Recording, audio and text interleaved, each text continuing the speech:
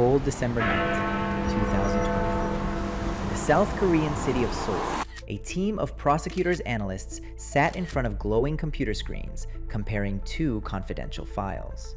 The first file contained manufacturing documents for memory chips produced by Samsung, South Korea's electronics giant. The second file held the same documents, but this time from a Chinese company called CXMT. Their mission was simple. Was this company copying Samsung's technology or not? But the result they saw was shocking.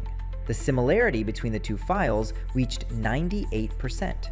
That meant the Chinese company had almost an exact copy of Samsung's most guarded secrets. Secrets that cost Samsung $1 billion and 5 years of research.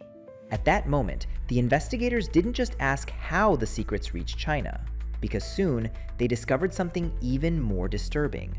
One person was responsible for leaking them all. How did that person smuggle confidential information out of one of the most secure companies in South Korea without anyone noticing? This isn't just a normal espionage story. It's a story about a race between the world's biggest powers to control the future. Imagine a country everyone said could never catch up. Experts convinced it was at least 2 or 3 years behind. And then suddenly, it appears with something no one expected. How? How did they cross all those barriers? Because secrets alone mean nothing. Even if you steal the idea, you still need thousands of hidden details to make it work. So how did this Chinese company, and China itself, manage to use those secrets? And what does Germany and one of its companies have to do with all of this? In November 2025, something very strange happened in the RAM market. Prices exploded, and memory sticks began disappearing from store shelves. The reason was simple.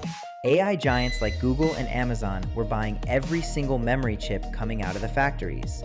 For years, the big three, Samsung, SK Hynix, and Micron, had ruled the memory industry, controlling more than 95% of the market. Their dominance was absolute. If you wanted RAM, you paid the giants, or you got nothing. That was the status quo until November 2025, when a shocking report flipped the script. A Chinese company called CXMT, crippled by US sanctions, banned from buying the world's most advanced machines, announced something unbelievable. A mobile memory chip with a speed of 10,667 megabits per second. That number didn't just sound good, it placed the company neck and neck with Samsung and Micron. And suddenly, everyone had the same question. How could a company using older tools, blocked from buying ASML's EUV lithography systems under constant US scrutiny, produce a chip that strikes at the heart of the global memory empire? To understand this miracle, or disaster, depending on your side, we have to go back. For years, China was the perfect customer for Western tech companies. As the world's largest semiconductor buyer, China sometimes spent more than $400 billion a year on chips, more than it spent on oil. That dependence terrified Beijing. In memory chips, the situation was even worse. Domestic production was nearly zero. Even factories on Chinese soil were owned by foreign giants. The technology was completely monopolized by the big three. For China, this wasn't just a trade problem, it was a strategic chokehold. Because RAM isn't just a phone component, it is the short-term memory of every electronic device. Without it, even the most powerful processor is like a genius with amnesia. And RAM is critical for missiles, weapons, and defense systems. Turn off the supply, and everything freezes. Phones, servers, even air defense. So in 2014, China made its move. They launched the Big Fund, a state investment program pouring more than $95 billion into the semiconductor industry. The goal was simple: stop being a customer and become a producer. But reality was brutal. To compete with Samsung, you need the same machines, the same engineers, the same technology. And when the US tightened sanctions in 2018, then again in 2022 and 2024, the world asked one question: how could these companies survive, let alone innovate? The equation fell apart. Yes, you have money in the big treasury and access to a market of more than 1 billion people, but you don't have the modern tools to work with. Do you think China would surrender? I'll tell you, never. If there isn't a ready-made road, they'll build one. If the latest machines are banned, they'll use older ones and run them intelligently.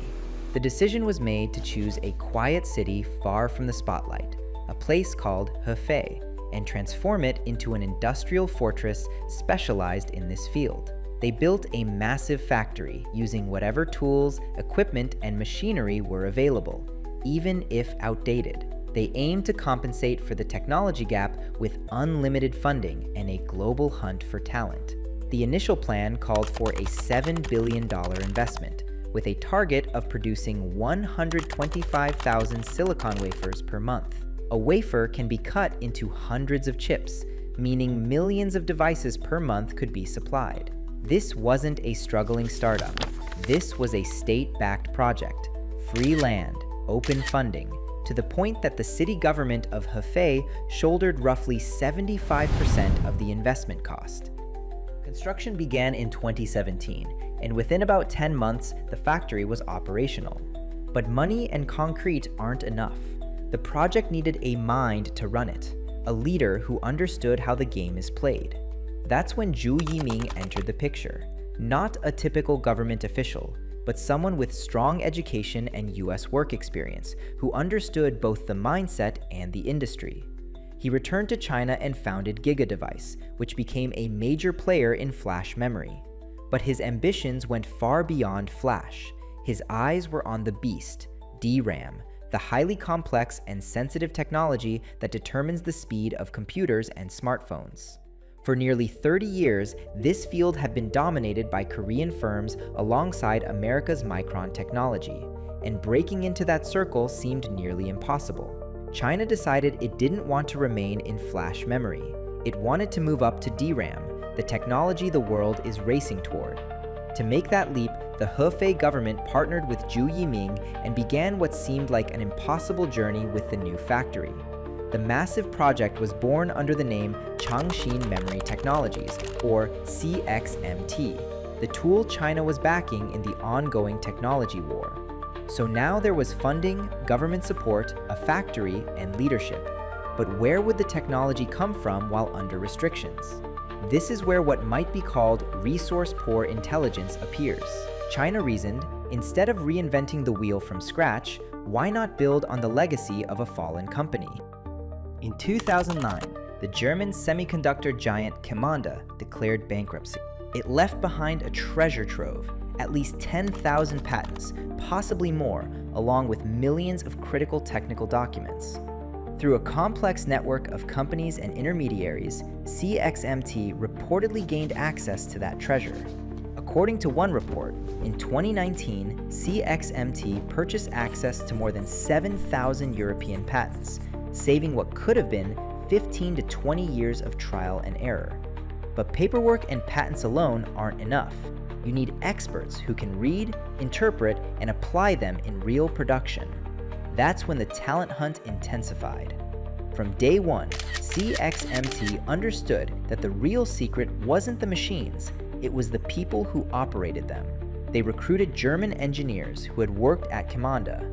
Then they expanded their reach, turning their eyes towards Samsung Electronics, the Korean giant, and began attracting talent from there.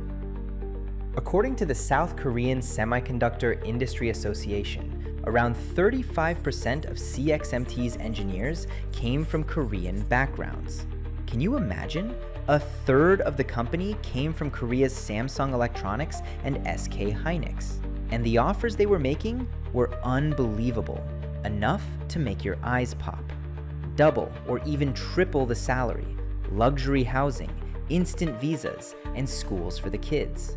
Among the Korean engineers who joined or started working with CXMT, there was one particularly remarkable figure.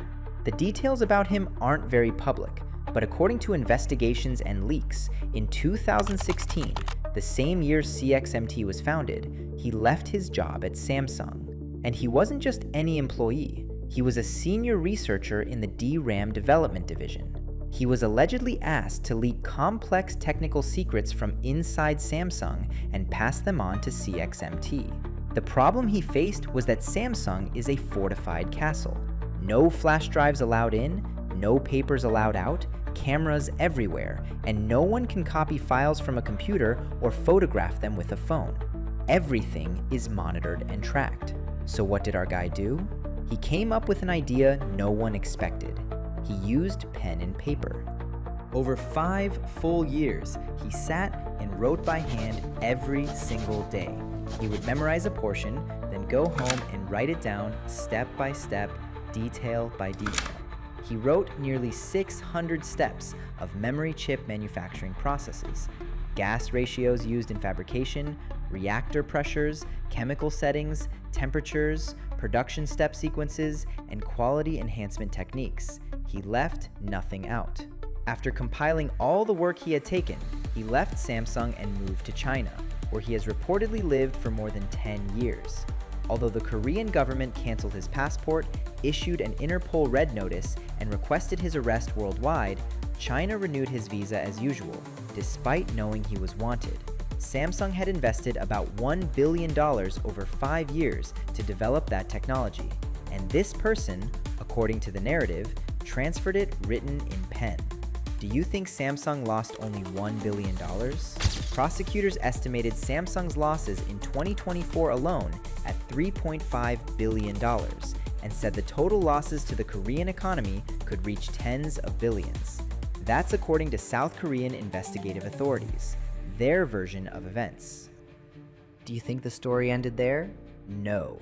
Authorities in Seoul realized that what this individual did could not possibly have been a solo effort. There had to be a full network supporting the operation.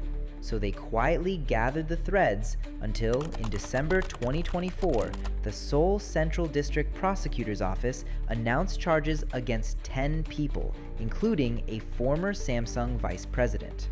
The man had joined CXMT as head of research, and the charge was industrial espionage. 5 of the 10 were arrested, while the others were charged without detention. Prosecutors also revealed details such as CXMT allegedly using shell companies to hire these individuals, employees frequently changing offices to avoid detection, and information being transferred manually to bypass electronic monitoring systems. The result? When investigators compared CXMT's technology with Samsung's, they found the similarity rate exceeded 98%. Was everything China had done up to that point enough to win in this field? The shocking answer? No. The entire journey could have been thrown in the trash because of one problem: old machines. To understand CXMT's dilemma, imagine you're a painter asked to draw extremely fine, hair-thin lines, but the brush in your hand is wide and thick. Logic says it's impossible. Either you get a fine brush or the painting gets ruined. Major companies like Samsung use the fine brush, a modern machine called EUV that emits an ultra-precise light beam to draw those details in seconds. But China didn't have it. The United States banned its export. Still, China didn't stop. Engineers at CXMT, some from Germany and South Korea, spent years adjusting the recipe, changing temperatures, tweaking chemicals, modifying the chip design itself to adapt to older equipment. The result shocked the world. Using older machines, CXMT produced DDR5 RAM for computers and LPDDR5X RAM for smartphones. And these aren't just any memory modules. They're among the newest and fastest on the market, with speeds reaching 10,000 megabits per second. Samsung had believed this technology was exclusive to itself and other Korean and American firms, because only they possessed the expensive machinery. Now China is saying, no, we built it too, without your machines. That's what you call process intelligence. It's not about how fancy your tools look, but about the skilled craftsman who knows how to get results. So far, we've been talking about smartphone and computer RAM. Important and profitable, yes, but that's not the future. The future lies in AI data centers, where systems like ChatGPT are trained. To train these beasts, you need a rare specialized type of memory called high bandwidth memory, or HBM. This isn't ordinary RAM, it's an engineering leap, and extremely difficult to manufacture. Here, China found itself in a real bind. It had the engine, Huawei's Ascend processors, but not the fuel, HBM. And that fuel isn't just rare, it's controlled. The HBM market is dominated by the three major players, and nearly all supply is aligned with the US and its allies. Not only that, but the US placed HBM specifically on its maximum restriction list in December 2024, banning its export to China entirely. The tap was shut off. That's why CXMT stopped being just a smartphone and PC memory company. It became almost a lifeline for China. Reports in 2024 began leaking that the company had entered the HBM battle in full force. Currently, they've started producing the older generation HBM2 and are racing against time to reach HBM3 by 2026. They're still 3 to 4 years behind the major giants technologically, but China isn't aiming for global dominance right now. It wants self-sufficiency to power its servers and military beyond the reach of US sanctions. Reports say they offer discounts up to 50% lower than Korean competitors, and the strategy hurt the big players. The DDR4 market was disrupted. Prices dropped so sharply that Samsung and SK hynix began losing money there, while CXMT profited. But do you think the giants will stay silent? No. Their response was smart and aggressive at the same time. Instead of burning their prices, they decided to pull the ladder up, announcing they would gradually stop producing older RAM and focus their factories on the real gold, HBM and DDR5. The message is clear. You take the crumbs, CXMT. We're going after the big cake. Since the world desperately needs HBM for AI and the giants control it, they began applying a new kind of commercial pressure. If you want HBM, don't buy standard RAM from China. That's what some call monopoly power. On the other side of the ocean, in Washington, the response was far harsher. The US decided to play by law.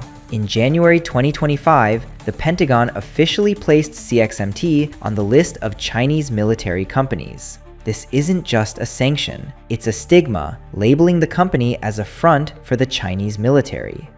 The knockout blow came in US defense law. Any device entering a US government building must be completely free of any CXMT chips.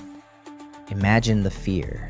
Companies like Apple Incorporated, Dell Technologies, and HP Incorporated, in order to continue selling to the US government, must distance themselves from certain suppliers. Chief among them, CXMT.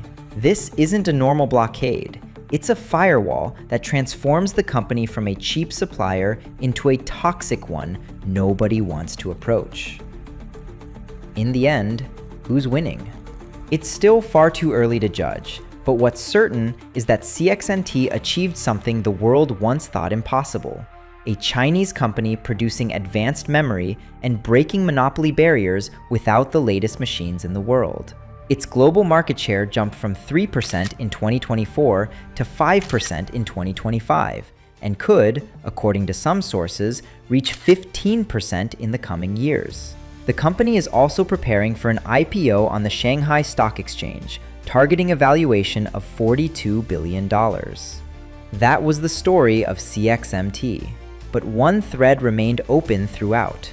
A key part of the company's success was acquiring the patents of a German company called Qimonda. If you look it up, you'll find that in 2005 and 2006, it was one of the top 5 memory companies in the world, with factories on 3 continents and revolutionary technology ahead of its time, competing head-to-head with Samsung. Suddenly, within months, it collapsed, filed for bankruptcy, and scattered. What happened?